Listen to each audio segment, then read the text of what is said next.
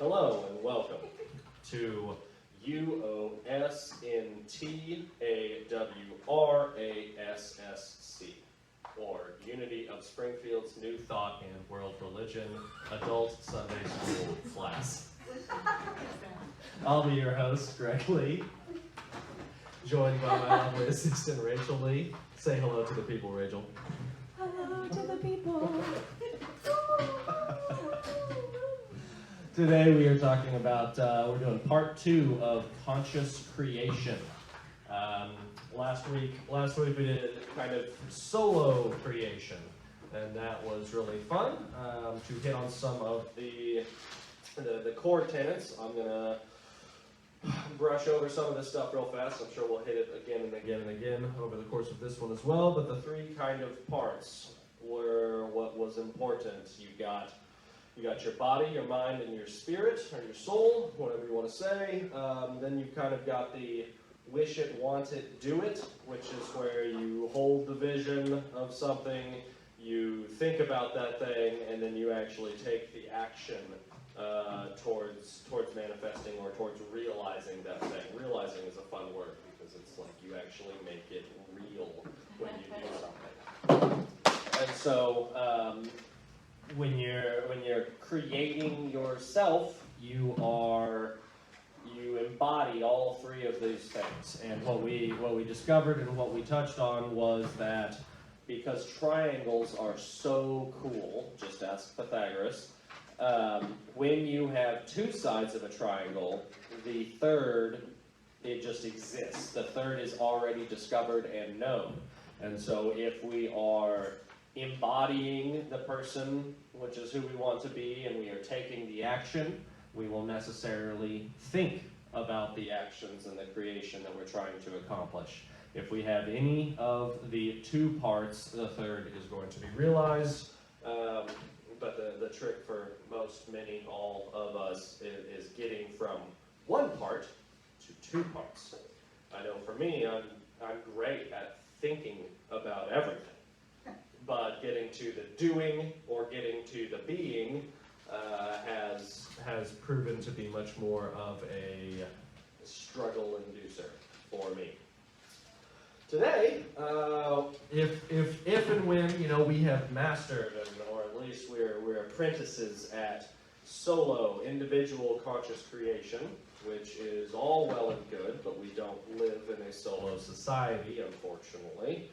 We live in a society with others around us. And so we kind of live on the back of those that have come before and consciously created the world in which we inhabit. Every single thing that you have encountered over the course of your entire life has been created by someone or some being that has come before you. For example, this coffee cup. The origins of it can be traced all the way back to, we'll say Adam and Eve, we'll say even the Big Bang. All of this stuff has been built upon the past. That's how we build the future, that's how we operate in the now, is by standing on the shoulders of the past.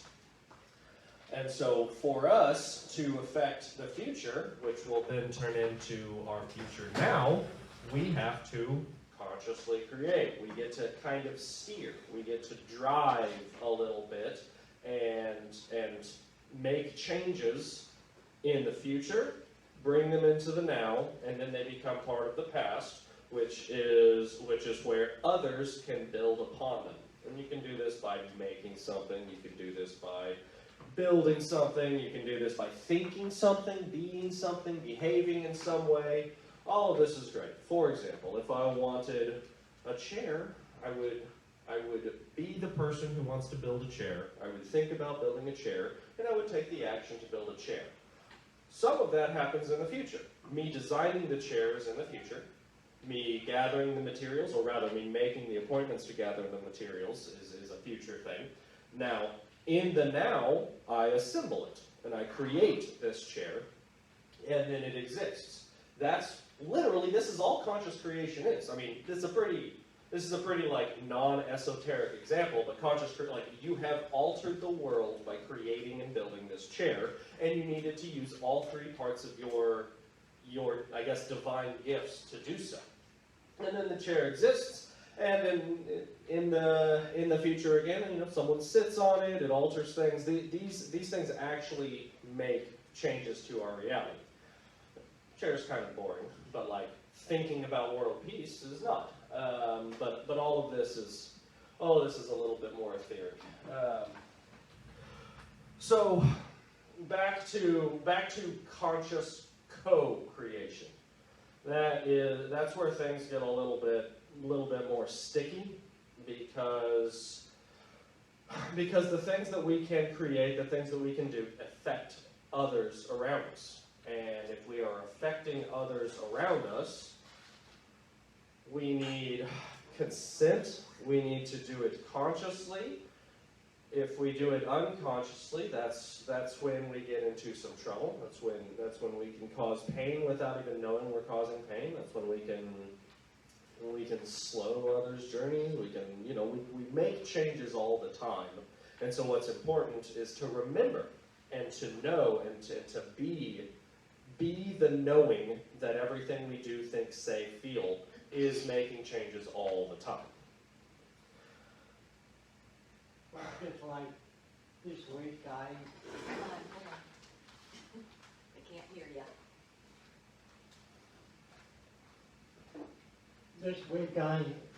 I had to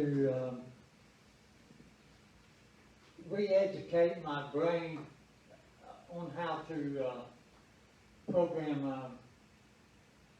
a smart TV so that I could use it as a monitor for my laptop. Yeah.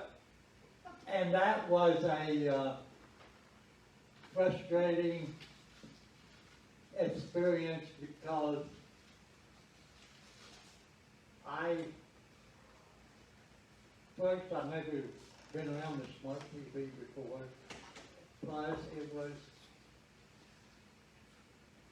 I thought I was headstrong and I knew everything about how to do it. And I come to find out that my brain was not equipped to that new technology, and I had to re-educate it. So it's and last night I finally figured it out, and now it's simple, but it just took me to wake up my brain that I needed to learn some new things. Learning skills is an essential part of conscious creation. Like changing yourself is what changes the world too. If we go with the ever popular "as above, so below," when you rewrite your own self, your own psyche, your own knowledge and skill set, or add to your own knowledge and skill set, it will become reflected in the outside world. Had Brenda, you not changed yourself in a way that was able to interact with the smart TV, you would not have been able to use the TV as your laptop. I mean, these are the cause and effect of conscious creation. Means that you can use more things, do more things, build more things. You have time? You want to say anything? Not yet. Okay. But on the other hand, Oh, wait, you've got to get on the thing or they can't hear you. Get on the horn. Get on the horn. on the other thing, I just like Kenneth Rettmeyer and Papa Harry claim, as long as we're breathing in air, we're bound to be learning new things. So I think that was a message to me that with this TV deal I dealt with the last 3 or 4 days, I knew that I needed to learn some new things. Right. Yeah, maybe. Yeah, well, just before you were talking about the co-creation and that the mass consciousness, that so you're always bouncing off of just the whole universe. Yep. It's just, and more specifically in our Earth, and the dimensions that we're in, this three-dimensional reality that we're living and everybody's idea, whether theirs is conscious or not. And that's why sometimes there's this pushback that comes from, wherever, you don't even. Yep, the other side of the coin. Yeah, and I just wanted to. Yeah, absolutely. It's almost like a spherical version of tug of war, where everyone has their own rope, and we all pull in a lot of different directions, and what will be will be. And that, if you want to encompass all of that, that is our collective consciousness. That is who we are as incarnated beings in this plane of existence. And what we are creating, yes, instead of each individual person creates, and then we all create together. Now, the act of creation itself takes energy, right? We can go into energy for a while, but we'll suffice right now with the act itself requires energy. Can come from internally, can come from externally. However you get it and receive it, you harness it, apply it, and then change or creation happens with that energy. Now, when multiple people do that together, again, it takes energy. Now, we can talk about like ideals where everyone is supplying their own energy. There's no need to rob or absorb it from somewhere externally. But what is really neat about energy, amplification, magnitude, all of this stuff is that when two or more or three or more are gathered in my name, neat stuff takes place, because it's much more of the sum of its parts. We're able to amplify and reflect each other like mirrors, which makes the actual frequency, the magnitude of the changes increase at a greater rate than one can accomplish by themselves. Now that requires acting in harmony, in concert, in shared belief, in shared vision. Okay, and also, I was doing the sound healing thing a few weeks ago, and one of the things that, when the largest energy source frequency will draw other so that they go back into the same level, and there's this tendency for them to attract a large energy source or a multiple numbers of beings on the same frequency will then draw others who are slightly off that frequency, and they'll kind of gravitate towards that. Yeah, like moths to a flame. Yeah, right. for sure. And the tipping point principle. Yes, absolutely. And when you say spend a lot of time around someone, they say, after a while of marriage, you start to look and be like your partner. I mean, you're literally syncing up the frequencies of your consciousness. That's what literally is changing within you, about you, as the two combative, or not even combative, but the two maybe dissonant frequencies become one frequency. That's kind of how that's how telepathy works, type of thing. You think about your dad and then your phone rings, or you think about your friend and then they send you a message or something like that. But seconds before, that's because you're literally on the same frequency because of the connections you have forged with that other consciousness that has nothing to do with space and time. These are things that exist outside of space and time, the connections you forge with others.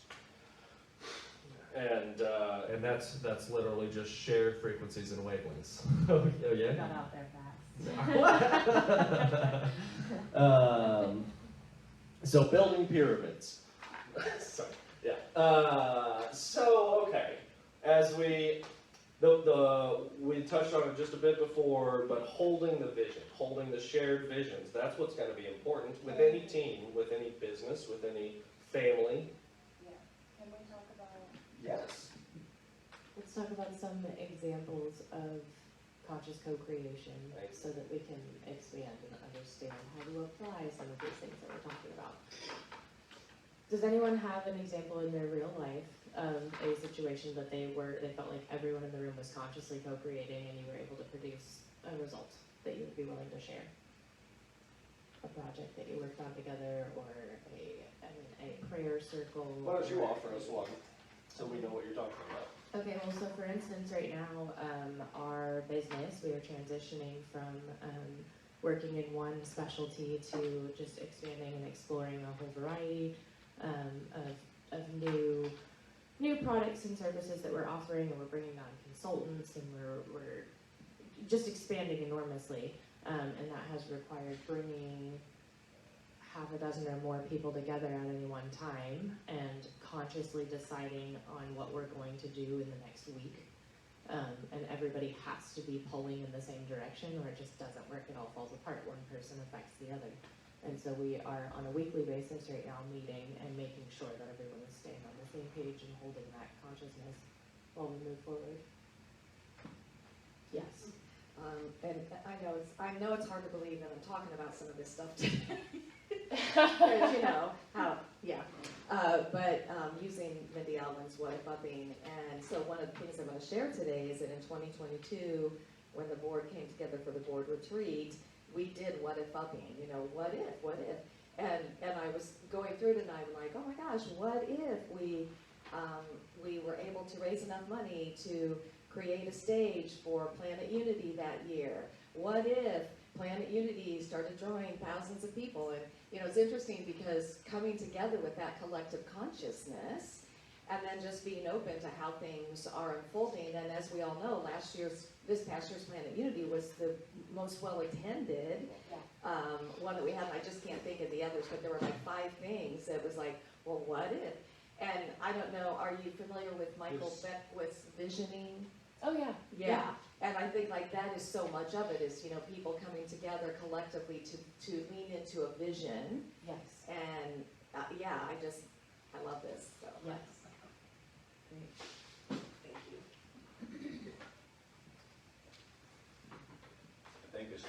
I think it's called the 100 monkey effect, Yeah. okay? And I think you can have that without having to join anything either. Because I'm already joined, no matter what.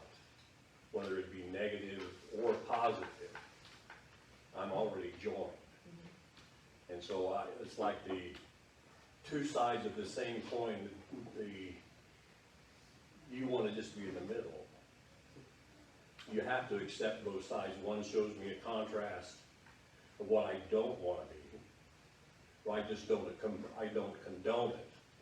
All right, and it doesn't matter. Both sides can show me the same thing, because both sides can hate. Both sides can shoot at each other. Both sides just do not understand that we are a group or a conscious group that has to be able to ride the leading edge of love and expansion. But you can't, this is the one thing I've learned this past week, well actually over a period of time, is that you just cannot wrap anything up in whatever package you want and hand it to somebody, and most of them are just going to throw it in the trash, if not all of them. So the only person I can convince is me. The only person I have any control over is what I think. So it's just a thing of just making the conscious decision. I'm going to be a part of this, wherever it's at. Don't care, but I want to be a part of this thing.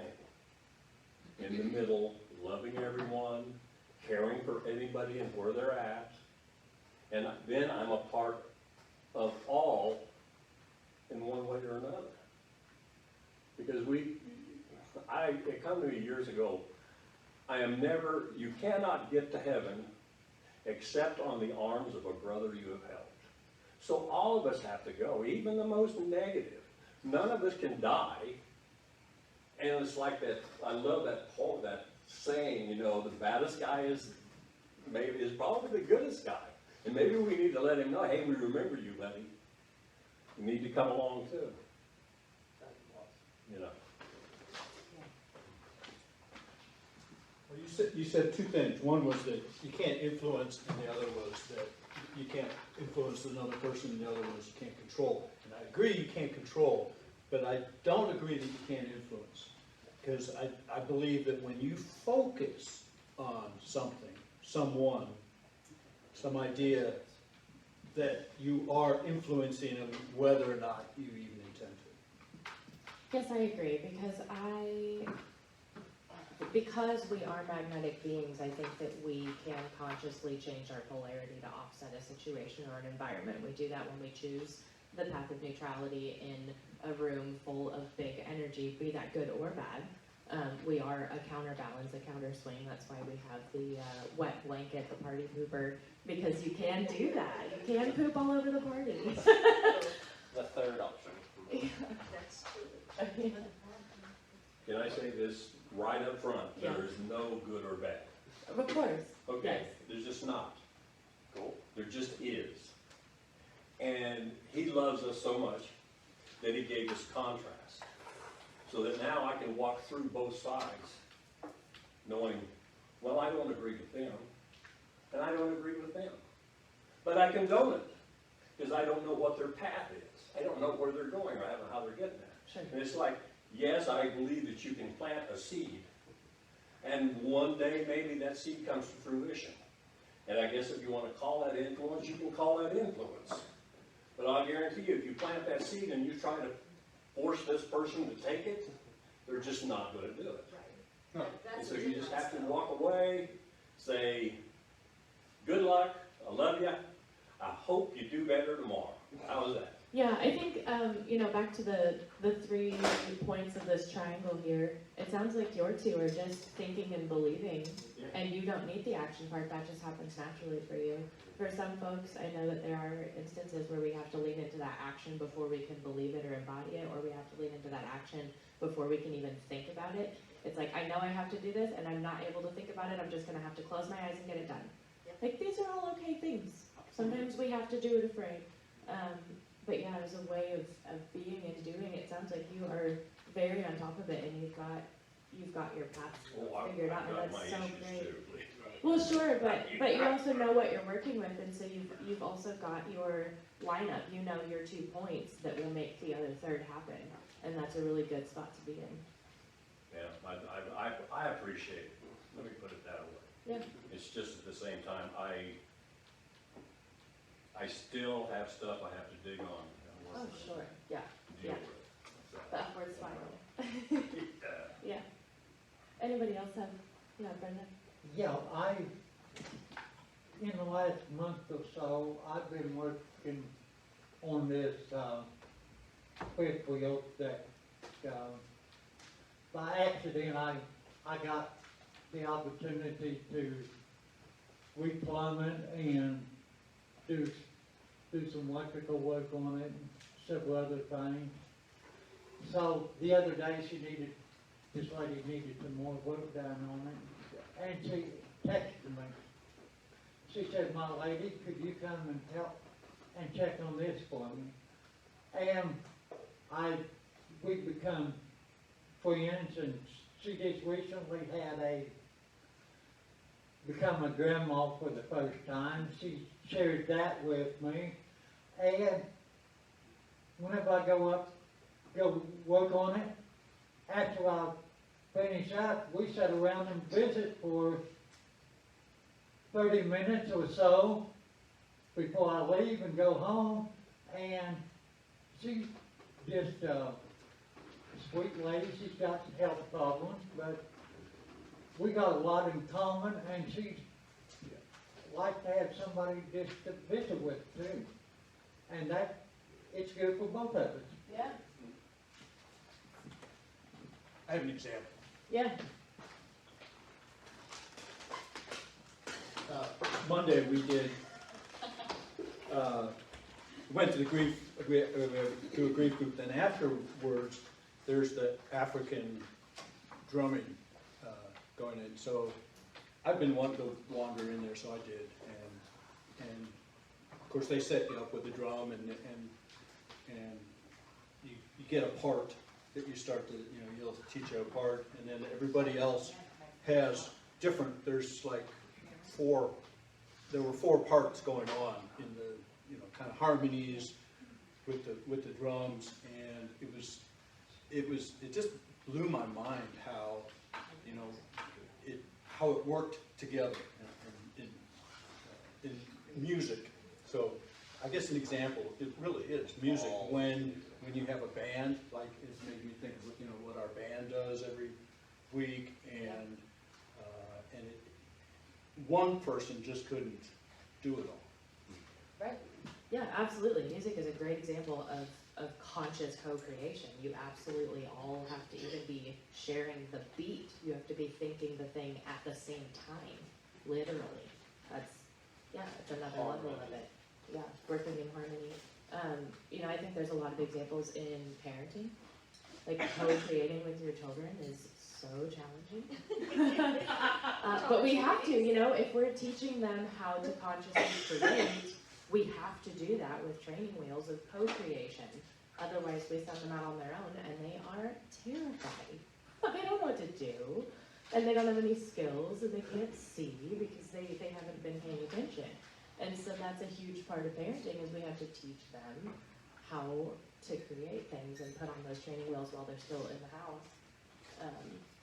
I just think it's important, I guess, to see it all throughout life before we kind of talk about how to lean into it and how to play with it, how to acknowledge the energies and maybe move through some of these things, because it can be really mundane moments and it can be really powerful, crucial moments, but all around acknowledging the energy and the underlying source and like actually what's happening in the room is super important to understanding the process. The hardest vision, hardest concepts to hold that can get overwhelming for me in a lot is like, you mentioned mundane moments, but there are no mundane moments in the now. Every now is the full weight of all existence upon you, and with you. Oh, does anybody know, I mean, this is what if you take 3 or 4 people and you put them in a room all by themselves and there's no sound, they're just sitting there waiting, did all of them come into sync? Their heartbeat, their breath, everything, is that, you know, it's just, I've heard that, I don't, how true it is, you know. Well, we're senders and receivers. I mean, that's kind of what we are as energetic beings. We take from that our environment around us, we project into our environments, and when a group of women live together, they end up syncing up as well. It's kind of that concept on a more extreme level. And I think that the reason I say that is that, and here I'm always running in my head, how much more we could be in sync with each other if we just shut up. Okay, I'm always running my head. No, don't get me wrong. As you've heard me all the time, I'd be running my head.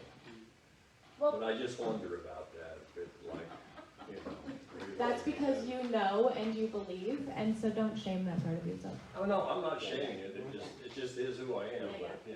It's valuable. Yeah. But, I'm reminded very much of Celestine. You guys know I like to teach from Celestine, or concepts from Celestine prophecy a lot. And so for conscious light co-creation, one of the big ones is holding the vision. One of his books is actually called, which is James Redfield, he wrote a bunch of books. But holding the vision. And that is both important for individual co-creation or individual creation, and also conscious creation with others. Multiple people, basically, one of the things that Ray and I talk about a lot, or at least a buzz phrase that we throw out at each other whenever, is there can be no doubt. And doubt itself is basically a cancer or a poison to a vision that you are attempting to manifest, you're attempting to bring into the now. The doubt will undermine the foundation of it, because how could it be? Oh yeah. Sorry, he said the word how, and I just wanted to overlap that. The doubt is the how in most cases, and so if you're sitting down and you're trying to change your reality, affect change, or work on any particular obstacle, the minute that you find yourself sitting there trying to think through how am I possibly going to get this done, you've lost it. You have to find the place where it's already done and then get your mindset clear and whole, or you can't see it. That's the last week's jumping through timelines for me. That's the dimensional hopping into a place where you have already accomplished it, just in the future. Yeah. Yeah, and in terms of co-creation, how much time do we lose trying to convince someone how we're going to get the thing done? It doesn't matter how I'm going to get it done. Will you just believe that I am going to do this thing? By next week, it will be done. I don't know how I'm going to do it, but I am going to do it. Heck yeah, you are. Yes. That's easy, right? I don't have to, we don't have to get involved in all of the little details, because if I believe it and you believe it, we're just both going to get it done. The other Celestine thing, and that is like the energy transference. We talked a little bit about influencing others, and all of that is done by an exchange of energy. Sometimes, a sitting down, intense one-on-one. I mean, we do it, since we're clumsy, in a lot of cases, we do it by flapping our lips together and producing sounds from like different orifices.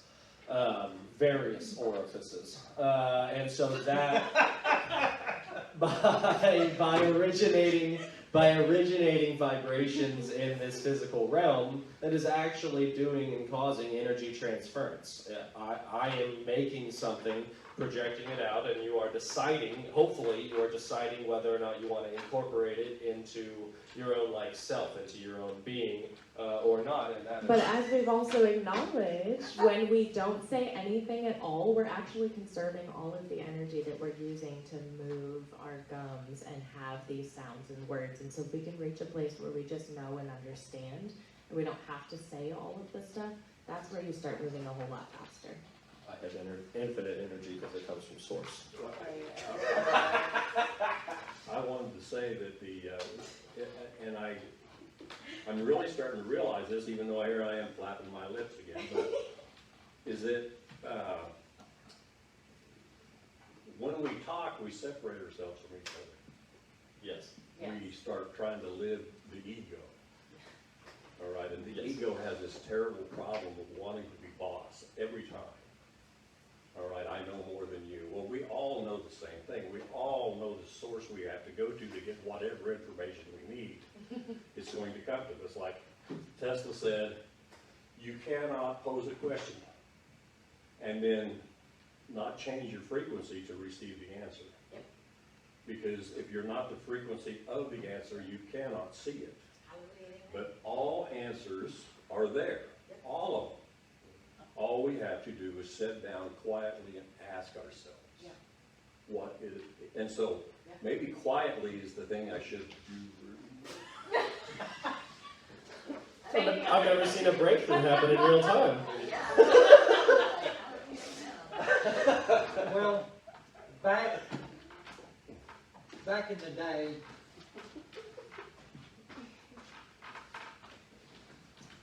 of the CB radios, the Break the breaker one night. every channel was a different frequency. So if you wasn't on the right frequency, you didn't get to talk to the other person until you reached down and told them to the right channel Made the connection. Yeah. and make the connection. Absolutely, and I would talk about frequencies and that type of thing for the whole rest of the time. So you want to talk about different levels of energy, different frequencies of energy, radio waves, infrared waves, colors. The ultraviolet frequency, all of this stuff. The very, very narrow band by which we can see, the mildly wider band that is sound frequencies, and then all of the stuff. It doesn't stop once it gets out of our visible, out of the range that our senses are tuned to receive. It's not like that's the end. It goes infinite in both directions, both magnitude and microtude. And so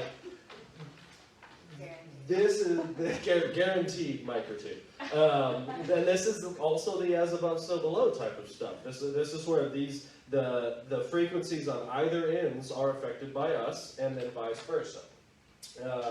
You know, if you were to ask me, which you haven't, but I'm going to talk anyway,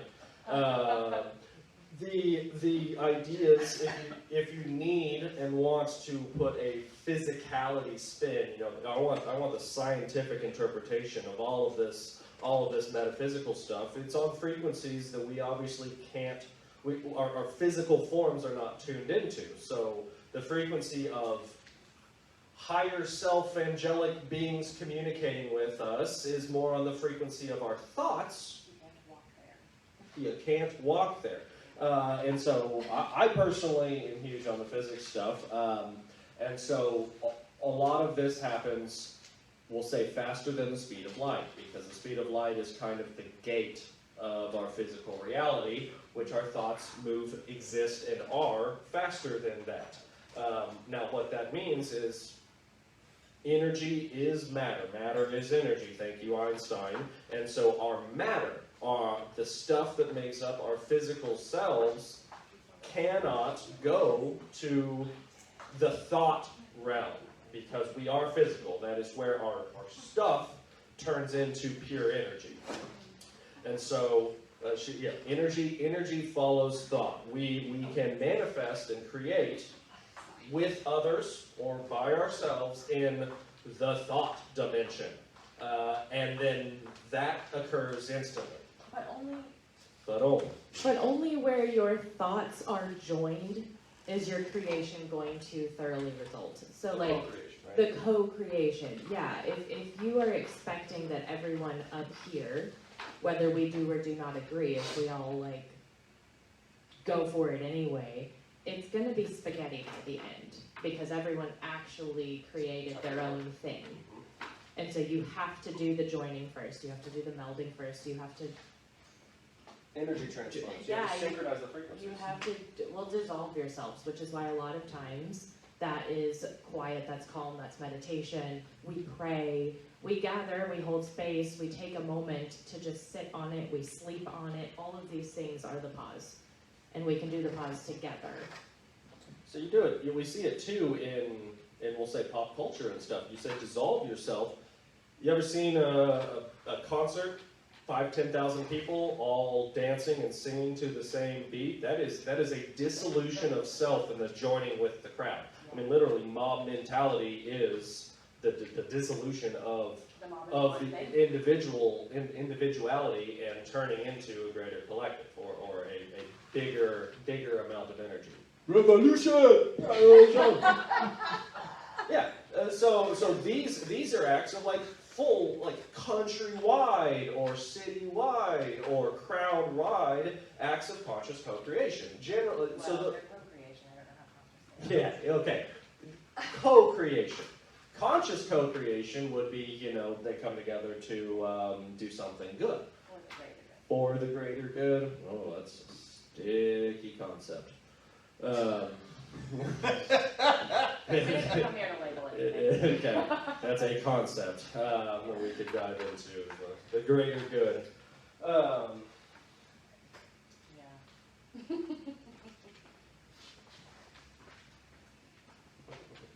If I can remind you again, there is no such thing as good or bad. I know, we It's backpedal. positive and negative. The second Okay. law of Hermeticism is polarity. And That's it. then so there's two sides of the same coin. Yeah, John, I saw you want it. Well, and it's just dialectical. Yeah. So one doesn't actually negate the other. Right. They're always going to, everything's going to coexist. And I think the negative thing about polarity, the idea of polarity, is it only two? No. Directions? Yeah. See, it's like a mandala. It's all in the spectrum, or spherical. It's in all these dimensions and over time. So, yeah. Spiral. Yeah. Spiral. Mobius strip. The way it was explained to me, I turned it off. oh, you turned it off, okay. The way it was explained to me, which I really believe that, it helped me with the positive and negative, is that there is one thing. There was only that one thing at one time. And then, in order for the one thing to know itself, it had to create what it is not. Which is why we spend so much time in the 3D talking about duality. And so there will be some erroneous language. We're just humans. Well, this is, and the reason I say this is because, you know, when you judge something, you always put a label on it, good or bad, or this or that. And this is that. It is both the same thing, creating a contrast that I can look at, I can personally look at, and say, that's not who I am, and it has nothing to do with good or bad. It's just that I know deep inside myself who and what I am. And I can determine whether I am that or I'm not. And that's not judging them. Okay? They have their program. Sure. Okay? Yes, I think we're trying to talk about the moments where you need everyone to be on board with the conscious thought. And so there are moments where it's important to just know yourself and act independently.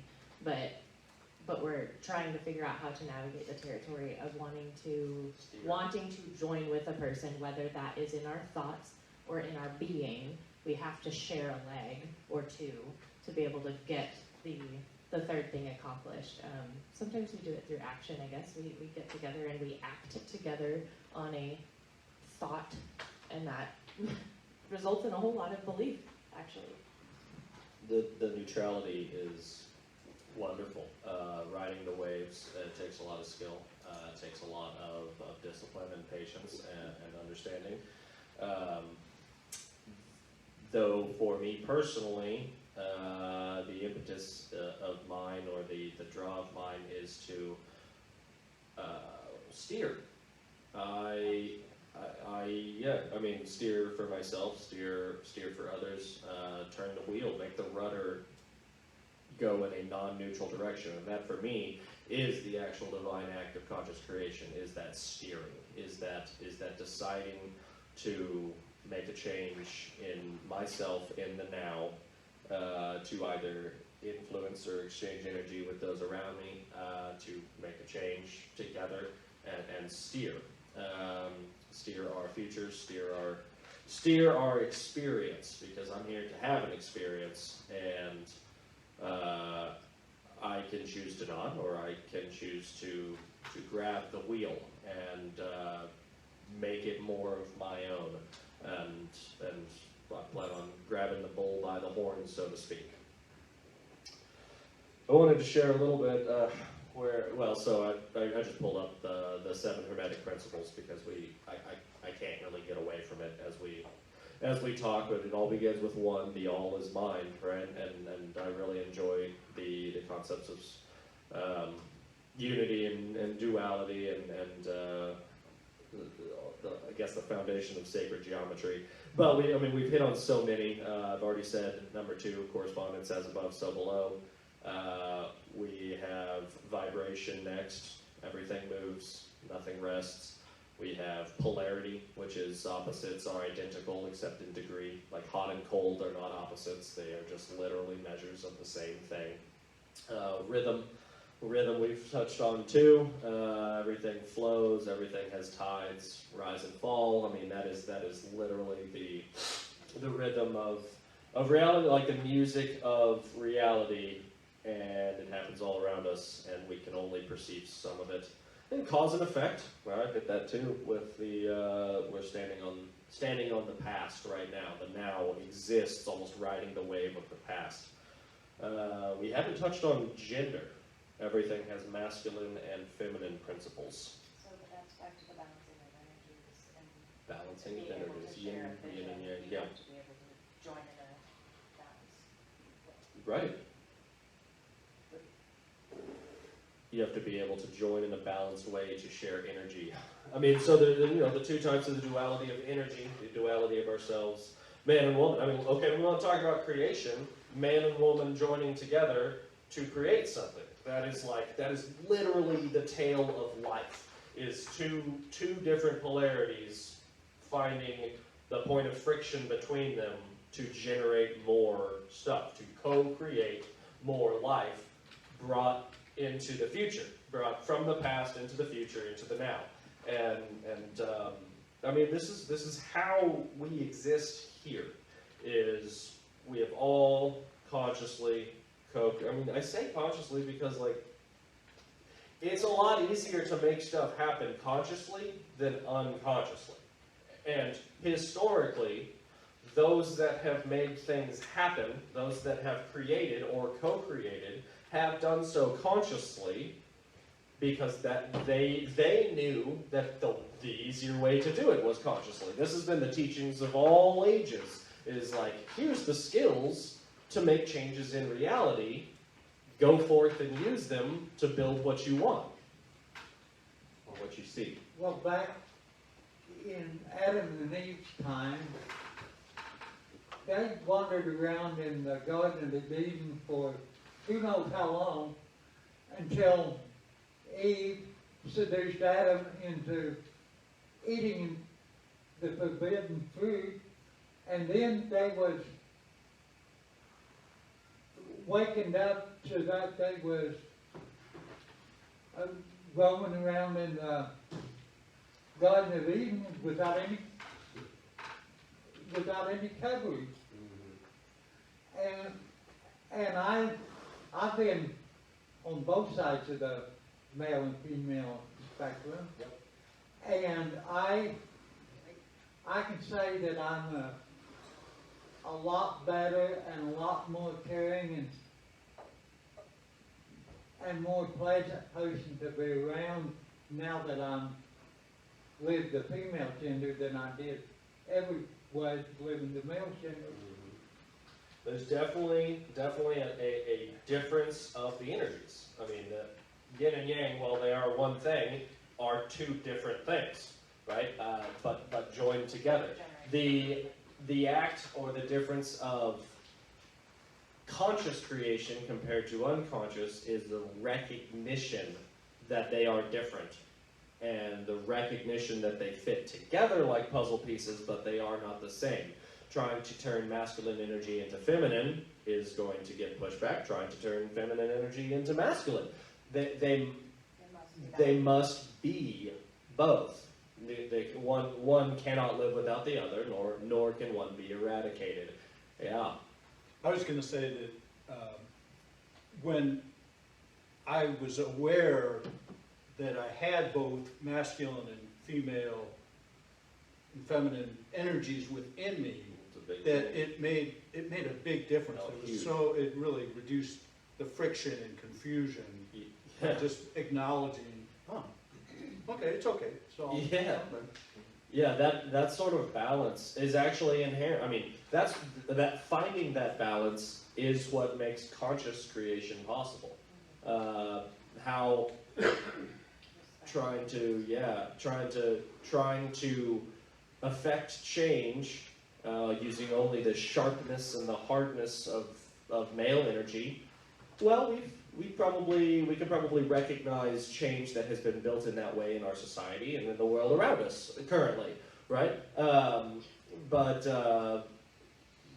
that inherently leads to unbalanced, ungrounded.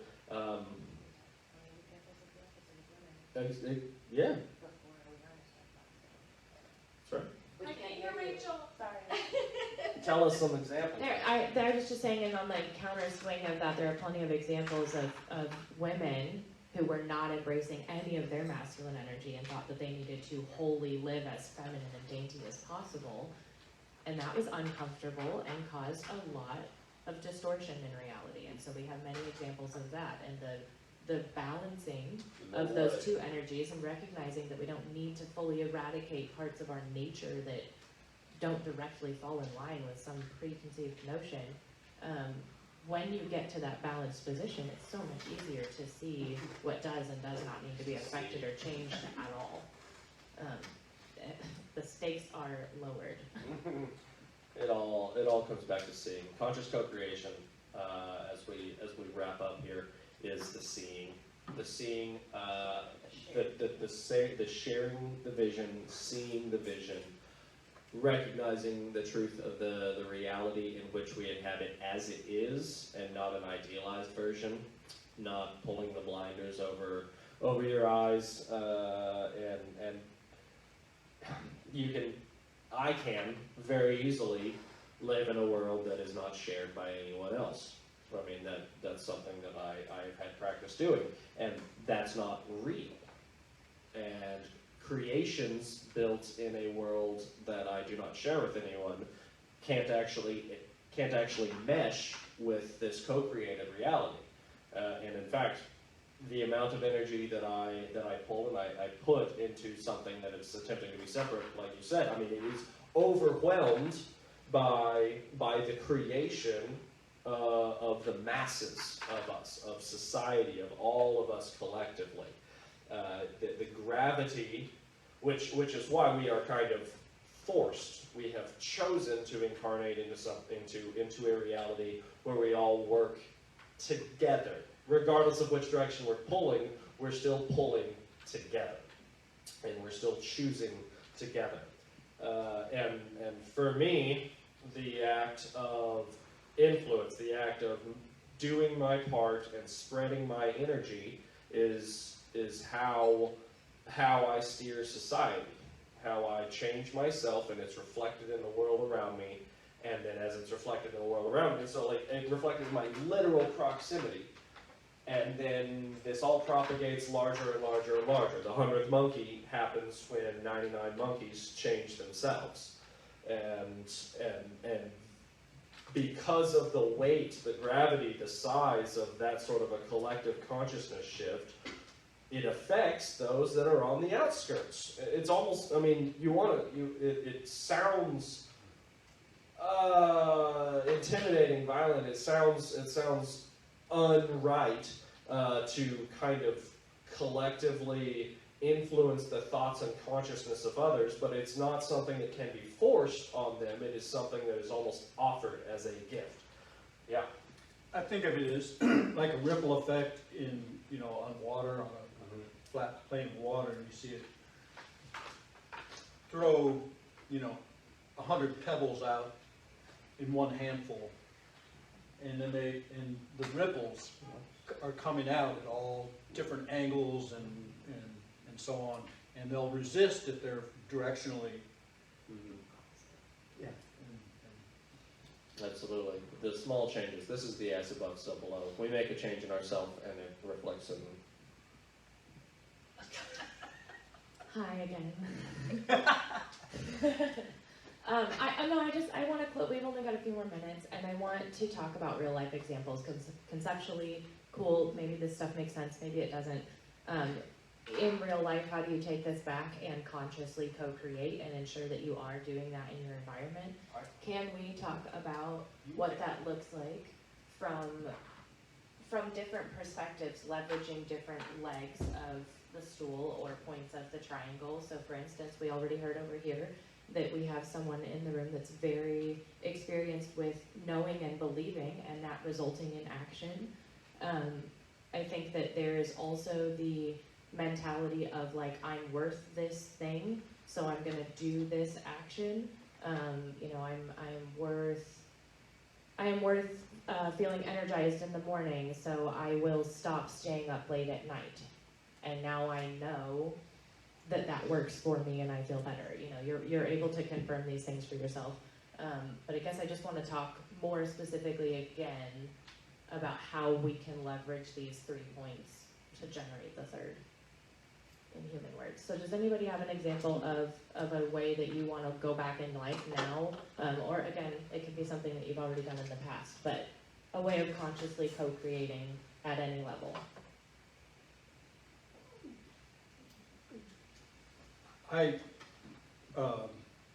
Because I don't sit still well, and the being active, being physically active, is a key component to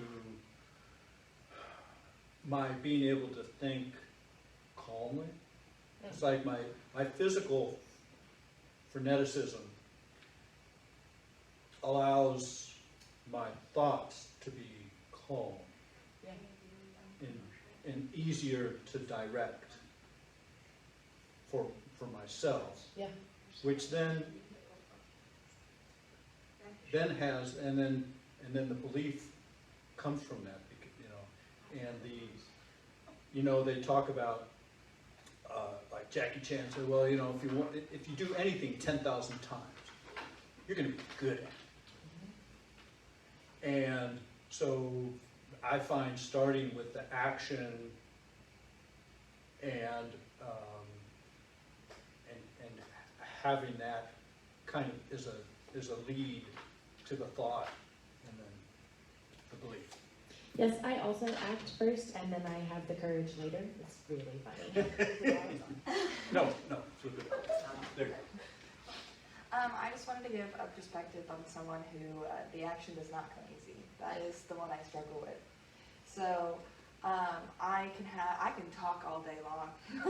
I have visions all day long, and I'm delusional. Delulu is the Salulu. So I have the belief. I know who I am. So I can talk it. I know it. But then that third piece doesn't always come natural to me. So, but I know I want to be better. I know who I am. I talk it. So then, now I'm reading resources on how to do my actions. So I'm reading the Atomic Habit book, and I can tell you I've already implemented it. I'm already meditating daily, something that I've been talking about for a long time, something that I know I'm a spiritual woman, like that's a core belief, but my action wasn't there until really probably recently, where I now have the daily habit of meditating before I start the day, meditating before I go to bed, and that action came last, and that's just something that within the last 2 weeks I picked up. So now I can't wait for 3 months. Like, who am I gonna be? Where am I gonna be at? So I'll give my last example here. Monique, don't be shy. Run I up wasn't here. going to give an example, I was going to ask for your Yeah. on mine. I'll do, while we wait for the mic to get over to her, I'll give an example for Sue. Planet Unity is an example of conscious co-creation. Like that is where we had to have 15 people all pulling in roughly the same direction. Now the amount of harmony that you can achieve affects the end result. I mean, the more we can get on the same page, the more harmonious that the final creation is. Like that's exact examples of conscious co-creation. Oh.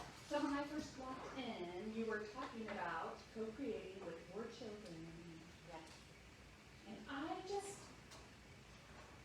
would like to for you to talk more about that very just a second. I once made a peanut butter and jelly sandwich, and we barely got messy. So for me, conscious co-creation for my parenting reflected in my interactions with my children. They are looking from a different perspective than us, and so they, of course, are not managing jobs and vehicles and maintenance and all of this stuff. The things that they are working on creating are their environment, their friendship. They would love it to be able to influence what they're eating and putting in their body. That's part of their creative experience.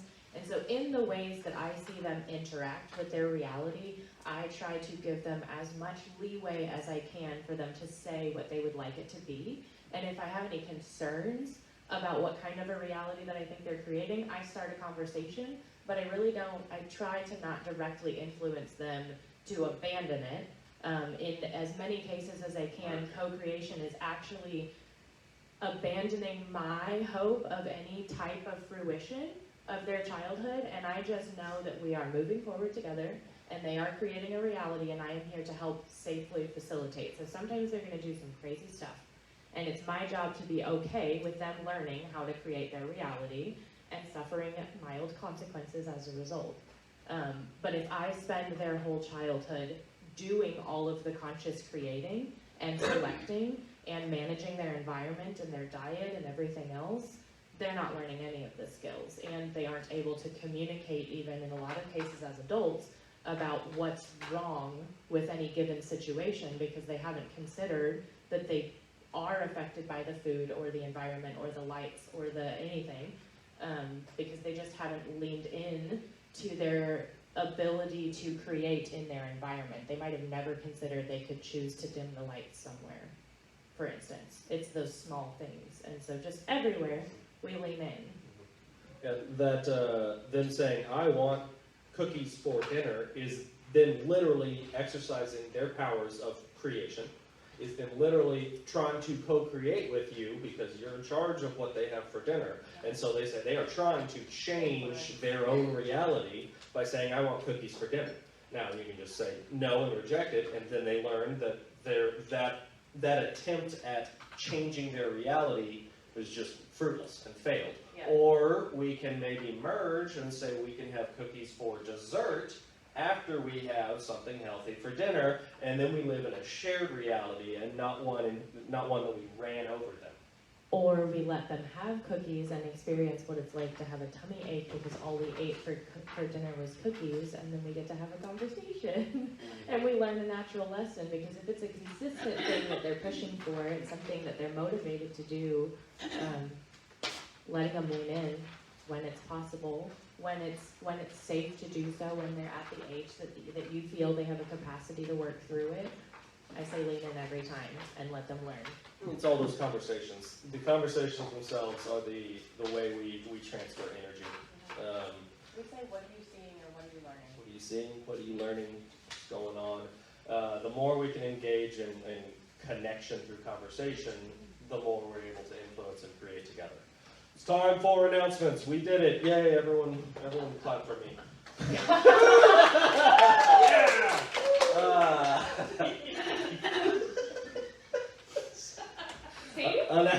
Yeah, see, that was me. Yeah, I'm using the power of my amplified mic voice. Today at 4:30 p.m., Jean Andrus will lead practical prayer, energy for healing. Participants will learn and then be able to practice methods of energy healing and energy centers. All are welcome. That sounds awesome. Meditation is tonight at 6 p.m. and is open to everyone. The Navigating Grief support group meets every Monday at 6 p.m. In the New Thought and World Religion class at 9:15 a.m. next Sunday, we will have special guests Francie Wolf and friends presenting One Drop of Blood. What does it mean to be a Jew? Cool. Beginning April 15th, the mat makers will meet Beginning August 15th, the mat makers will meet every Thursday at 10 a.m. Next Sunday from 2 to 5 p.m., all are invited to help Pat and Les McClellan celebrate their 50th wedding anniversary. Woo! This is a come-and-go event here at the church, and they ask that you not bring a gift. The invitation is in the foyer. Please feel free to take a picture so you have all of the details. Pat, Les, and family are asking those who are attending to RSVP as soon as possible. Saturday, August 24th at 7 p.m., we are excited to announce Inner Works for solo percussion. Come and enjoy the amazing talents of percussionist Eric Scott Rousseau. This event will be here in the sanctuary. The cost is a love offering. Money. The 1946 Road Trip Across America tour will be stopping in Springfield on August 22nd from 6 to 10 p.m. They are offering a free event that will utilize the award-winning documentary 1946, the mistranslation that shifted culture as a tool for civic engagement. Along with a free showing of 1946, there will be various guest speakers. If you would like to learn more, you can Google 1946 Road Trip Across America Springfield Mo and get all of the details. There is also a flyer in the foyer. Save the date. Small groups are beginning October 13th and will be studying the book The Naked Now by Richard Rohr. Shondell Hall asked that we share this about rescued kittens and adult cats that are in desperate need of forever homes. They will be available for a meet and greet at the yard sale on Saturday, 8/17, 10 a.m. to 2 p.m. In addition to being cute, they are all spayed, neutered, vaccinated, and microchipped. If you would like more information, please reach out to Shondell Hall on Facebook Messenger or email shondellhall@gmail.com. Our annual yard sale is this Friday and Saturday. We are accepting donations until Thursday at 4 p.m. Volunteers are needed to stay after the service today to help clear the sanctuary and fellowship hall and bring everything in. Volunteers are also needed to help during the week and during the sale. Please sign up in the foyer if you can help.